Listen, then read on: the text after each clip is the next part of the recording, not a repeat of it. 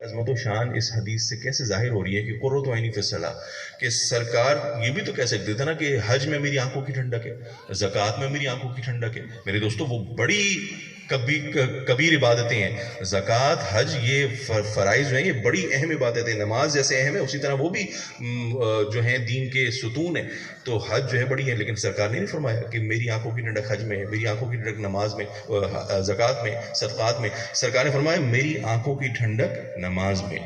اس کی بڑی وجوہات ہیں اور اس کے بڑے اسرار ہیں۔ اس کی بڑی وجہ یہ ہے کہ میرے دوستو سرکار رحمت للعالمین ہے اور ہر کسی کو نوازنے والی ذات ہے سرکار کی، کوئی سرکار کے در سے خالی نہیں جاتا۔ تو سرکار نے آنکھوں کی ٹھنڈک اس فعل کو بنایا ہے، اس عمل کو بنایا ہے کہ جو سب کے لیے یکساں و برابر ہو۔ اگر حج کو سرکار فرما دیتے، کتنی عظیم عبادت ہے کعبۃ اللہ کو دیکھنا، ارے کعبۃ اللہ کو تو دیکھنا ہی عبادت ہے، تو کتنی عظیم عبادت ہے کہ ہم وہاں جاتے ہیں، حج ادا کرتے ہیں، عمرہ کرتے ہیں، کتنا لطف آتا ہے میرے دوستو۔ اور زکوٰۃ کتنی حسین عبادت ہے، غرباء کے اوپر اپنے مال خرچ کرنا۔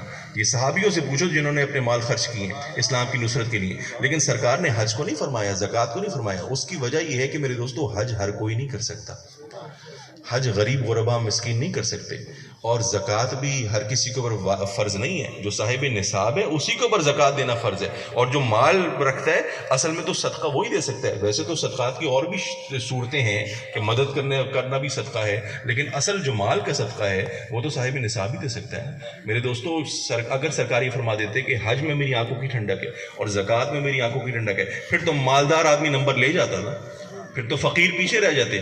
تو میرے دوستو سرکار نے اس چیز کو آنکھوں کی ٹھنڈک بنانا پسند کیا جو ہر بندہ سر انجام دے سکتا ہے، جو ہر بندہ کر سکتا ہے۔ سرکار نے اپنے کسی امتی کو خالی نہیں چھوڑا۔ میرے دوستو کہیں پر بھی موجود ہو، کوئی بھی کسی بھی حالت میں ہو، حالت جنگ میں ہو، میرے دوستو مرض کی حالت میں ہو، بستر مرگ پر بیٹھے ہو، نماز تو اس حالت میں بھی تمہیں ادا کرنی ہے، اس حالت میں بھی پڑھنی ہے۔ تو کوئی مسلمان یہ نہیں کہہ سکتا کہ میں جو سرکار کی آنکھوں کی ٹھنڈک ہے وہ عمل میں سر انجام نہیں دے سکتا، کوئی یہ نہیں کہہ سکتا میرے دوستو۔ اس لیے سرکار نے تمام امتیوں کے لیے وہ عمل نماز جو ہے اس کو اپنی آنکھوں کی ٹھنڈک قرار دے دیا کہ میرا کوئی امت بھی خالی نہ جائے۔ ایسی عظیم دولت ہے نماز میرے دوستو۔